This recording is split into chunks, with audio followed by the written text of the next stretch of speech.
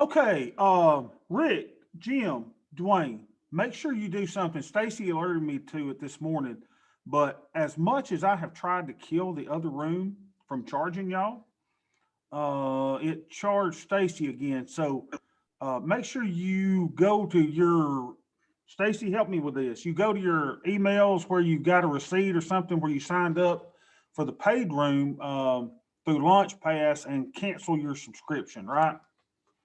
Yes. I got an invoice from LaunchPass through my email, and it has a link that says cancel.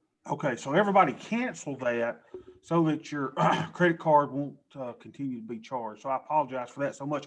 I've tried to kill that thing as much as I could. I went in, I deleted the whole program and the link and everything, and I booted y'all out of the room, and I thought that would do it, and apparently not. So if you are paying, make sure you go in and cancel that so that you'll no longer be charged. All right, because I got to thinking about it, and there was a lot of discussion on Facebook about, I wish there was somebody that can help us to trade and, gurus or whatever, and they charge so much. And Lord knows I've paid $250 and $300 a month to be in different rooms. And, you know, that's a lot. So, I think I have the heart of a teacher. Now, again, keep in mind, I want to make sure that I tell y'all I am the worst trader on the planet. Boy, I make the big mistakes at the worst time. I do horrible things. But the good part is I'm not as bad as I used to be because I used to blow out accounts. It's been a while since I've blown out an account, so I feel good about that. And most of us have blown out accounts, right? Oh my gosh, I remember the day, I lost $24,000 in one day. I mean, I was just sick. I thought I was going to vomit. So, no, I'm more than happy to help and to assist people. And I don't need, y'all paying me um, to do that. I'm pretty good on my own. So, and the day that y'all ever see my YouTube videos that I post on YouTube, if you ever see an advertisement on my YouTube videos, you let me know. I mean, y'all hold me accountable. I hate watching videos and all of a sudden you're watching it, and like last night I was watching a video of Artie Lane on, you remember Opie and Anthony, and he was talking about the Howard Stern show and how Howard's changed and all that. So I was watching that, and then all of a sudden, every 5 minutes in a 47-minute interview, there was an advertisement, and I'm like, why? I just, I don't know. I don't know. This world of trading that we're in is a weird thing. And first of all, I'll tell you, I'm the worst trader. I want to illustrate that very quickly and tell you what happened yesterday. So we made a joke last week. I hadn't been putting the Rick trade on like Rick does. We've got a trade named after Rick. That's a 2 to 3 day put credit spread about the five delta, 20 points wide, that you do Monday, Wednesday, Friday. So I put on one on Wednesday for the Friday expiration. And I joked to Rick that that trade was going to go to crap because I got in. And normally my timing is terrible. So sure enough, it didn't go to crap that, but then I got in one on Friday that went to crap, right? And we saw the strike, get breached yesterday while we were on the air. And this is how bad I am. So I tried to roll it out, and I was having trouble finding it for credit. And I just couldn't do it. I couldn't find it for credit yesterday. I tried everything. I go, what am I missing on this?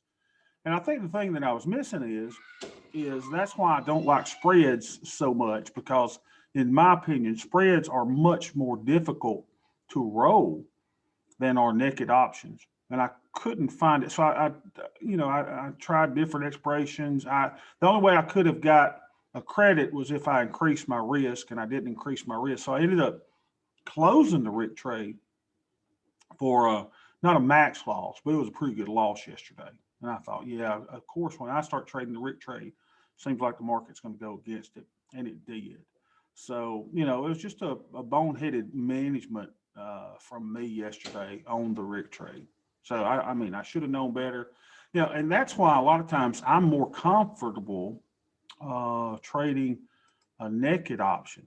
Now, with the ES, we have span margin, and span margin can go to crap, can it, in no time.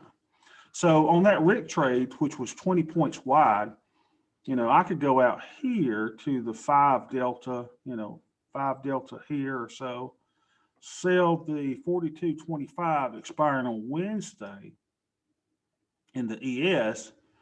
So, and collect $1.20. Remember, ES is 50% of what ES is. So you're going to collect, 60 cents on that. So you collect $60. And the problem with that is even with span margin, the overnight margin on that, it's about $4,000. So it has twice the buying power of, doing a defined risk trade in the SPX. The part though, I think, is the management of that, which would have been much easier to roll a naked put rather than a spread. Now, in hindsight, and as Pat Dye, the former coach, now deceased, of Auburn Tigers, used to say, hindsight is 50-50. But in hindsight yesterday, the spread, SPX spread that I took off for a loser ended up being a full winner, and the spread expired out of the money. So it worked out really, really good if I just left it. Rick, do you want to comment on that at all? You've rolled some on those. What was I doing wrong yesterday? You got any comments on it? I'm not sure. I wouldn't say you're doing anything wrong. I mean, sometimes, the market is just the luck of the draw, so to speak. I don't know what strike you sold, if you sold a 5 delta or whatever.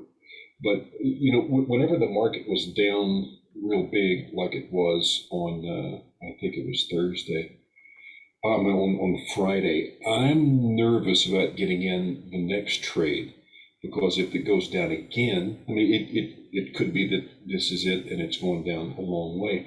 I always sit out. So I sat out Friday. And so yesterday it was an ugly day, and I was glad I sat out. But then what I did is I waited overnight until this morning. So this morning I put on a trade for the Wednesday expiration for tomorrow. And I mean, the premium was great.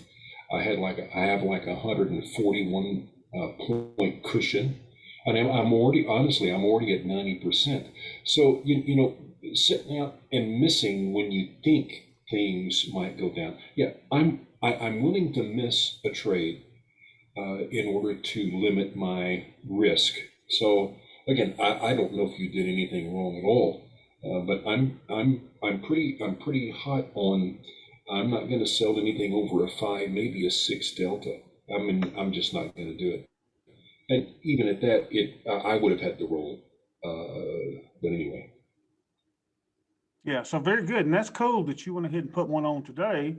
And so what did, on a 20-point spread today, what was your credit, Rick, today? So let's see. What I did is and honestly, this morning, a little nervous still. So I went to 4 delta. So I sold a 4 delta, and I have 35 cents. I got 35-cent credit. It was bobbing up and down. I probably could have gotten 40-cent credit, but I just went ahead and got 35 because that's enough for me. Yeah, good. So you'll if you're at 90%, you're going to let it run to tomorrow. Or you're going to take it off today. No, I'm gonna wait until about noon my time, and if it's still there, I'm gonna go ahead and take it off, and I don't know, maybe get in again. Yeah, nice, sweet, very good. Yeah, I got burned yesterday, so I'm kind of like, and it is an emotion, right? You get burned on a trade, and you're kind of like, yeah, do I want to go back in again? But that's probably the best advice, is to go back in. I mean, do it again. The thing is, I think on that trade, where they back tested it, wasn't it? Didn't they back test everything and just letting everything expire? I don't think there was any management in the back test. Well, yeah, I don't think there was management in the back test. Again, it was 95, 96% successful. And even the ones, Bobby, when I first started, I mean, I put on like 147 of these things since I started with you, and I've only had to roll like 6 times. Let me back up. I rolled 6 times. 4 of those, if I'd let it expire, I wouldn't have had to roll, kind of like you. So really, I've only technically had to roll 2 of them out of 147, which is not bad. My God, Rick. So you've done 147 of those. You've had to roll, what were you rolled 6. six? Okay. I have rolled 6 Okay. because Every it time that reached my you, short stop. okay. So every time that you rolled, have you been able to get a credit? I have. Yesterday just looked really weird when you Yeah. were trying to Yesterday roll. looked weird. I mean, I was sitting there going, I know it's got a long option on there, but generally when I roll out, and the farther out in time you go, the more premium that you collect on the short option. So it was strange yesterday as I was going out in time, I was collecting less of a credit, which I guess is because of that long option that was down below it. But it was really, really strange yesterday. I was perplexed because It it was strange. It was very strange. I was talking with Smitty, and I mean, Smitty tried to roll. I think he said even after 30 days and couldn't get a credit. yeah, I've never seen that. yeah, it was a strange day. And that's why, I basically said, okay, I'll deal with this later. I'll post the trade later. And I probably spent another 30, 45 minutes after we got off the the meeting yesterday and just was totally unsuccessful at rolling that trade.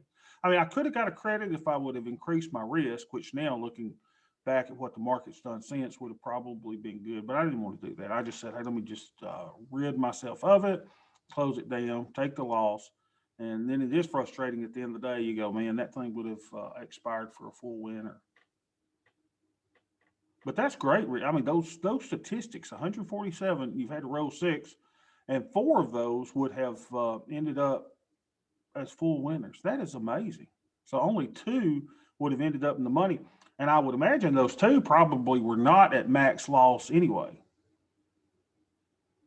No, no, they weren't. Plus, when I rolled it out for a small profit, and it turned out to be a winner. Now, again, I mean, this is a bull market. Things keep going up, and but my day's coming. I have no doubt. But so far, so good. Well, let's show everybody the Rick trade, okay, Rick? Let's just go ahead because we do have some new folks in that we're welcoming. So what Rick does is he goes to SPX. Now he would ordinarily not do it on a Tuesday. So he's putting these trades on Monday, Wednesday, Friday. And what he's doing is going out on Monday, he'll sell one for the Wednesday expiration. On Wednesday, he's selling for Friday. And on Friday, he's selling for Monday. So he's got 2 to 3 days of risk, but it is defined risk, even though it's a pretty big meatball. So he's going down. Now, Rick, do you look at probability in the money or you look at actual delta? Now I look at probability in the money.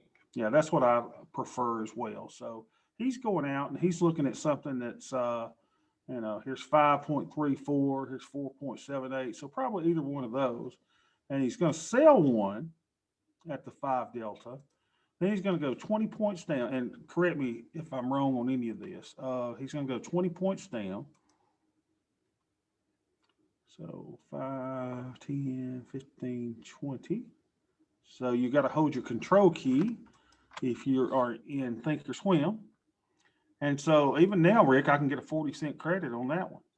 Yeah, that's great. That's great. Now again, I mean, you're talking about what, risking 2,000 to make 40. All right. So the risk to reward ratio is not good. There's no doubt about that. But the probability of winning, I mean, you're simply just marching down the road with a little here, a little there, a little here, a little there, and eventually the littles add up.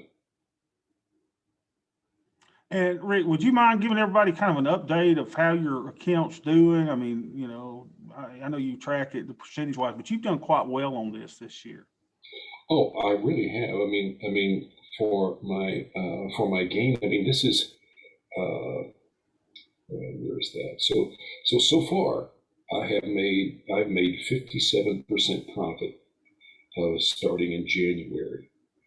from where I started, and my spreads are like 80% of that has been with these spreads.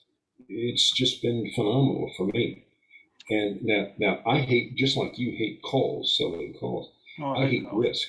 Yeah. And I will do anything to lower the risk. But anyway, so yeah, it's really been good to me, and I thank you for putting me onto this for sure. And let's show everybody where the information is that kind of first developed the Rick trade. It was so good of a trade that we named it after Rick. So let me show you where that is. Okay. In our trading room, we have a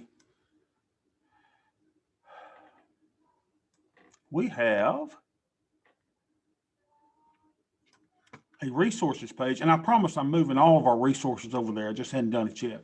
But we had a resources page, this from Early Retirement Now, and they've even updated the articles with a couple of extra. I think they did one other back test on it and everything, but this is pretty good stuff here. And this is where we kind of got the idea for the Rick trade. So this is in our resources. So click on that. There's like 6 or 8 different articles and how that particular trade worked. I think in there they were using naked options, but Rick kind of tested that to his own thing. He started doing 20-point spreads. He's done really well on those. So I may put one on for a 45-cent credit. Just let it sit for a while if it feels. If we get a little damn turn in the market, let's see that. Yeah, but see, you got to be comfortable with the risk, right? You got to be comfortable with that risk. If the market does go down, hopefully we'll be able to roll it. That was just strange tomorrow. I don't know what was going on with the market that made it that it couldn't roll for a credit. But I hate to say that I'm glad that Smitty had the same issues with it, but it kind of confirms that, whoa, what's going on here? So let's just look at the market. Oh, and Rick, kind of tell everybody what other kind of trades that you have on in there. I know you're doing the Black Swan hedge and maybe some micros. Yeah, so basically, I've got the credit spreads. I've got a Black Swan. I have 2 Black Swan hedge filled. I've got a space trip trade on. I'm looking at that 111 that Tom talked about. Mm-hmm. I have 3. I have a double diagonal, and I have 3 diagonal hedges. One on DIA, one on SPY, one on QQQ. So my basic income trade is going to be the credit spread. Everything else is hedge or trying to keep my Vega in line. So that's what I'm doing. Excellent. So thanks for sharing that, Rick. So let's just look at the market where we're at today. We opened at cash market. The E-minis opened at 42.61. This was the overnight low, I do believe. And check it out. So that being the overnight low, the market opened and has not looked back. It's strong today, up 1.56%. What are we seeing above VWAP? We're seeing, look at the AD, advancers and over decliners. The AD is 457. And it's really strong. So you see where these little lines are on the AD chart. These things are showing where there are gaps in the AD. And 80% of the time, if there's a gap between bars, those gaps will fill. It's amazing how that works. So the market is up strong today. And if anybody wants this, let me share this again since we got some new folks. Let me share this grid. I'll share it in the chat. Share grid. Share grid. Go into the chat. I'll post this in there so you guys can load it. There it is. If anybody needs that chart. So one of the things yesterday, what's wrong with this thing? Oh, come on, I did that. All right, one of the things yesterday that got me to thinking, let's talk about that 111 trade that that Tom shared the other day. And Jim, you shared something about that today. Let's see what Jim did. I entered a 111 trade today, August 27th put, so he gives us a strike for $1.05 credit. Was it done correctly? Jim, did you do that in, did you do it in, let's see, you entered it in 1389.14. So you entered that in the, wait a minute, -1, 389. So you did that in SPY, right? You did that in SPY. And we've been doing it in the micro, so that's fine. So let's look at this trade and then we'll look at it in SPY as well, see what we can do. So let's go to the micros, make sure we understand the trade that we were doing here. The count yesterday was down about $1,000 yesterday. We're up 80 today. I did not have the Rick trade in this account, so it was very fortunate it's not in there. But let's just look at the micros really quick. So Tom was going out closest to 45 days, right? And then he's going to buy, he said, start looking at about the 25 delta. So around in this area, and he'd go 50 points wide, right? And he would buy a debit spread. So let's do the 4,100. Let's say we buy the 4,100, then we sell the 40.50. And he was doing this so that he would collect a, let's say that would be a debit of $10, right? So that means we got to move our strikes. Let's see, closer to the money to pay more money. So let's see if we can get that up to $10.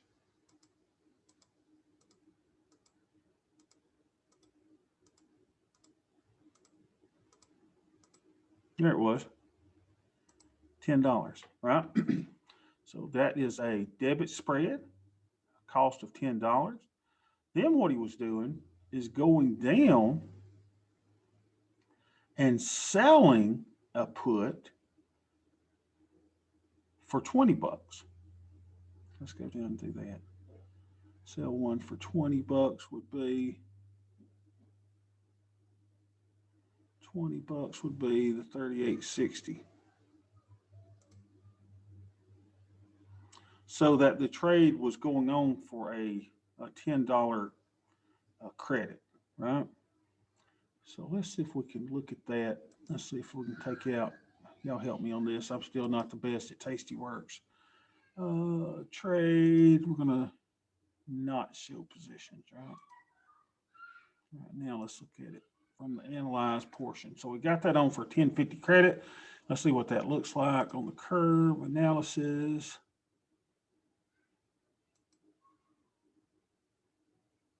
There we go.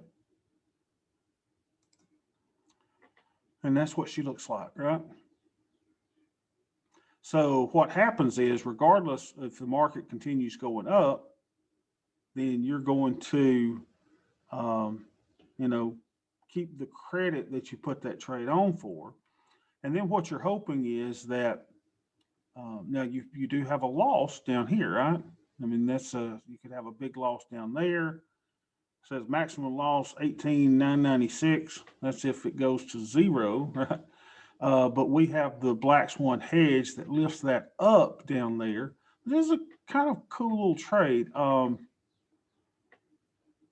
What you're hoping is that over time that this little T0 line builds up so that it'll provide some downside protection if you go into this 10. Now, if you immediately go down into the 10 area, you're going to have a loss, right? So right there, let's see, you're down, good Lord, is that small, $409. But if it goes in there, you know, near expiration, the max profit in there is around 633 bucks. I know it's probably hard to see on that. Hold on a second, we got something in the chat. Yeah, okay, so let's look at it on SPY. Let's see, I've never done one on SPY, but let's see what it looks like on SPY. So any questions about that particular trade? Any questions about that? Now, Here's what I was thinking yesterday. If you wanted to do this trade, yesterday would have been the great time to sell the put. Now you don't necessarily know which put to sell, but you could have worked it out yesterday. You could have gone ahead and selected your strikes, right? And then got the great credit from a much farther away put because the market was down today, yesterday.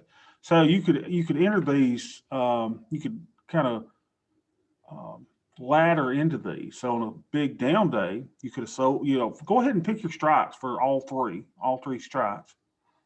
But you could have just sold the put yesterday on a big down day. And what could you have done today? You could have bought the put spread for much less than you could have yesterday. So you could have maybe even improved the whole thing. So always think about ways. Hey, how can I ladder into things? This is what we do on the Black Swan hedge, isn't it? We wait for down days to sell the puts. We, hope big up days we're able to buy the longs to finish it in. So let's see if we can look at this on SPY and see what you did. All right. Jim entered a 111 today. Let's find the expiration. SPY C. Come here, Gilbert. All right. SPY. So you went to August 27th. Okay. 38 days. That's closest to 45. So that looks good. And you did 427, 423. 427, 423. Okay. So you were doing that for probably $1 then. So then you went out and so that's $1 debit. I'm with it. I'm with that. Totally. And then you went and did a 389 to finance that and get you $1 credit. 389. So you sold at 389. And you got a $1.05 credit. Is that right? I mean, I think it is right. I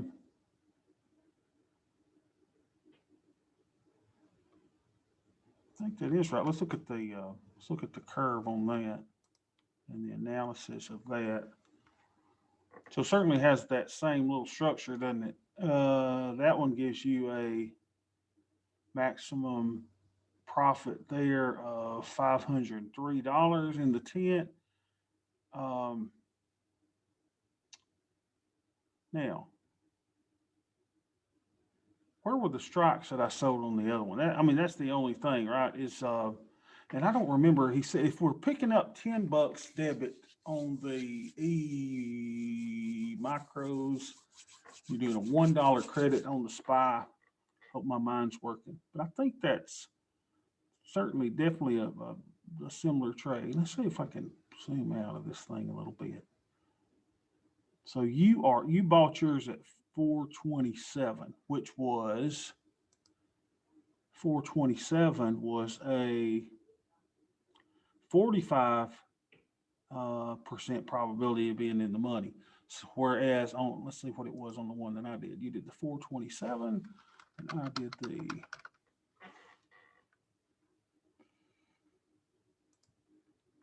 we were able to do, the thing is we were able to go farther out of the money doing it in the micros as we set it up. So you went to the 427. What I did in the micros was do it for 423 as my long strike there. Let's go back to SPY. Let's just look at that. SPY, August 27th. Where's that? SPY. There we go. Let's delete that short leg. Let's play with this. So we were 50 points wide on the micros, right? So I would think that this one would need to be 5 points wide. Now, 5 point wide. So let's just look at this and let me just move them around. I want to see price and what happens here.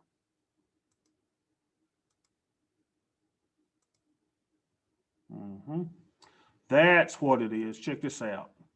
There it is. So, Jim, I mean, nothing wrong in the way that you set it up. It's a little bit different, but I would go 5 wide on those, right? And then instead of doing $1 credit, I mean $10 credits like we did in the micros, you'd be looking for a credit of $1. Then you would sell the one that would bring in $2, so that the overall credit is $1. So about there, right? There. $3.90. So you put the credit on put the trade on for $1.07. So yeah, you were similar, but I think if we break it down, if you were doing it exactly the way that Tom showed us, you'd make that 5 wide, bring in $1. That was the only difference, whereas yours was 4 wide. But very good though. You still got a nice trade on. Still got a nice trade. Just move that out to 5 wide next time. Let's look at that 5 wide. Let's go to the curve. Look at the 111. Yeah. Let's kind of scroll in on it. So there's the trade. And then that one gives you a $607 max profit as well, right? If you go into that. So I kind of like that trade. Might even put it on in this one. Well, here's the thing though. The buying power, look at the buying power on that. It's going to take up $4,500 in buying power. What does it take up in the micros?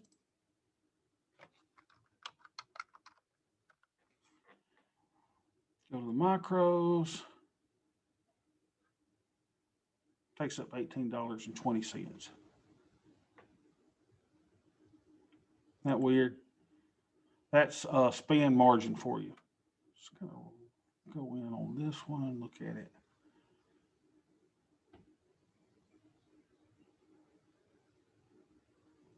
Max profit 632 there. If it goes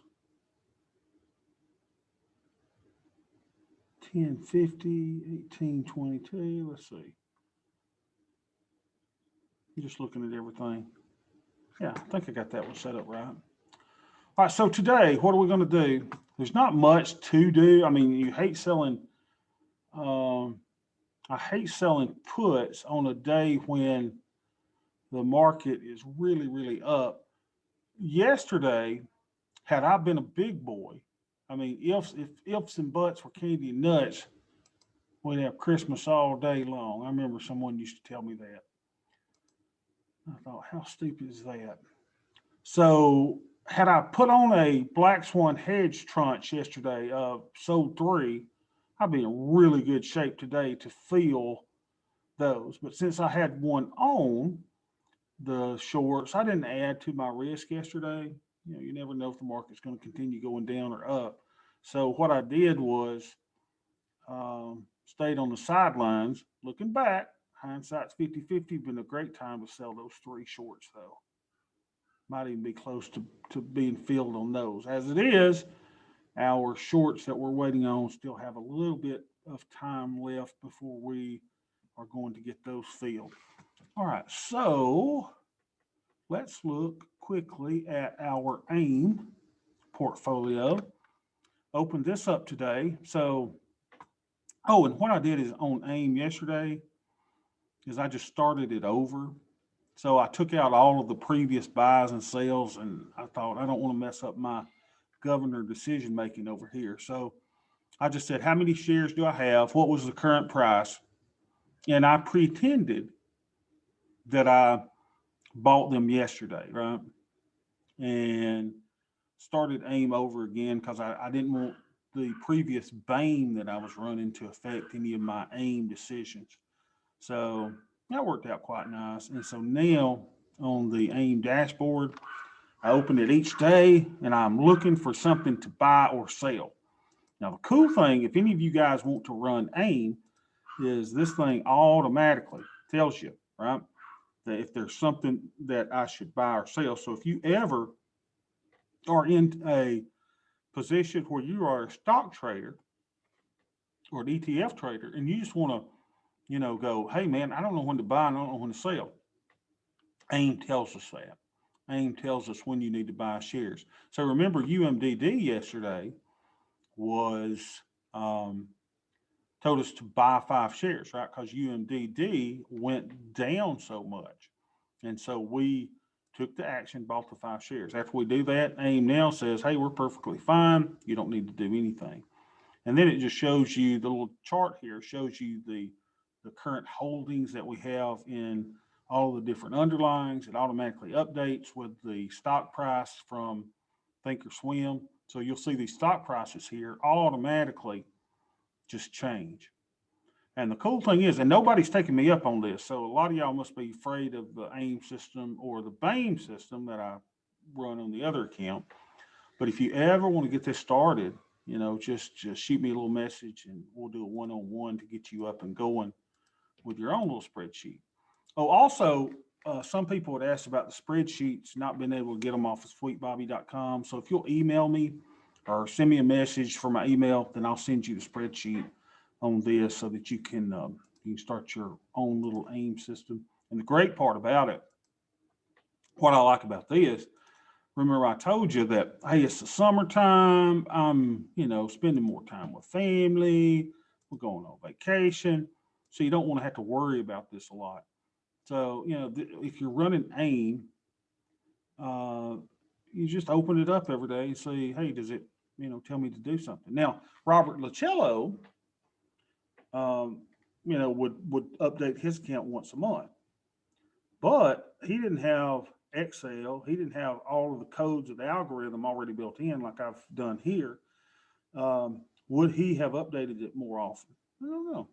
He may have. So I like the idea of just checking on it daily, see if it says that there's something that I need to do or buy or sell.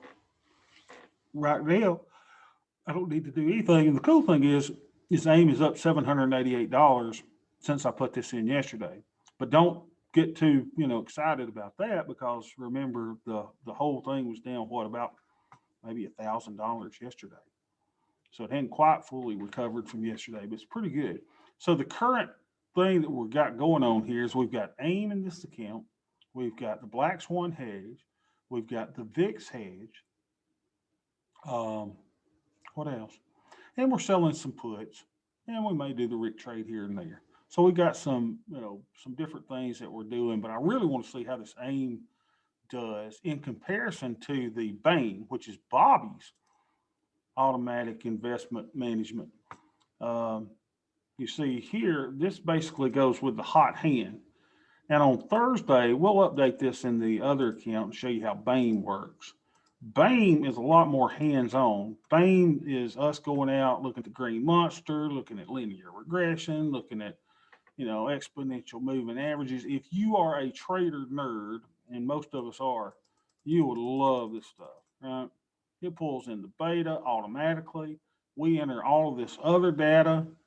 And after we enter it, then the cool thing is it gives us a sweet little take action, telling us how many shares to buy, how many sales to share. So basically now it's basically telling us to buy 12 shares of oil, right? And these are all leveraged ETFs except for O and junk, which are not leveraged ETFs. Everything else is leveraged ETF. And it basically tells us what to do. So on this one, you can tell that oil must be going up, right? Because it's saying, hey, it's a hot hand, go with oil. You need to buy some more, Bob. And then there's nothing really that's doing bad, but the only sell signal that we've got is on UBT, 20-year treasury, which is telling us to sell 2 shares of that. So it's kind of cool. I want to see how they compare with one another. All right, so we've got the 1-1-1 trade. We've explained it. I think we figured out Jim's is, it's fine the way he's done it. If you go 5 points out or make that spread 5 wide, you can go further out in the money, which is really, really good. Also, I think the only trade that I have to do today, let's just see how everything's doing. VIX hedge is going to be down, right? We expect that to lose money. Space trip trade should be up. It's up $122 today. The Black Swan hedge should be down from yesterday. It's still up $312. It's down $90 today. This one is down $92 today, still up $277. This space trip trade should be up today. Up. You'll see that fluctuate a lot. It's down $35. The micro short put should be up big today. They're up $247. AIM should be up big today. AIM is up $920. Sweet. That kind of offsets that $1,000 loss yesterday. These are the four that we bought. We know that's going to be down big, right? Because we paid money for those. This allows us to do the other things that we're doing as far as selling shorts. And for those of y'all that are new, we'll teach you all about the Black Swan hedge. Don't worry about that. So the Black Swan hedge, we expect that to be down today. It's up $257 altogether. How's the 111 trade doing? I like it because it's been really resilient so far. So that one is up 72 bucks. And even with that big down move early in the life of the 111, the thing's only down $22.50. I like it. BS8 shorts, you know, those are going to be up today, but down altogether, right? So it's up $232, down 157 bucks on those since we sold them. And again, we've got that order to buy those longs so that the overall trade is put on for a credit so that we theoretically can't lose on the trade. And that's what we're doing is we're using the ebb and flow of the market to put these things on, which are really sweet. So that's doing good. This BSH is complete and it should be down today as it is, but it's up $190 still, which is good, right? And you can use the Black Swan hedge as income trades. I mean, you can close those down anyway. I use them as a hedge so that, and maybe an income trade, as you'll see. For example, instead of buying it back at $1.80, I could buy that back at $1.35. Can I afford to do that? Absolutely, because I've got 8 full tranches of the Black Swan hedge already on. All right. So, else getting distorted audio from time to time, or is it just me? Me as well. Me too. Yeah, and I worked a lot yesterday on trying to get the internet taken care of yesterday, and it didn't do it. So I apologize for the garbled, if you're getting a garbled audio. But anyway, so we've talked a lot about things today. Oh, for our old people, let me just tell you this. I'm going to the movies tonight. I'll probably be there at 8 o'clock, and I'll let you know how the movie goes. Okay? So I am going to the movies tonight. All right. Other than that, I think that's all. Account's doing nicely today, recovering yesterday from the little shock that I had with the Rick trade. And I hope to see you guys tomorrow.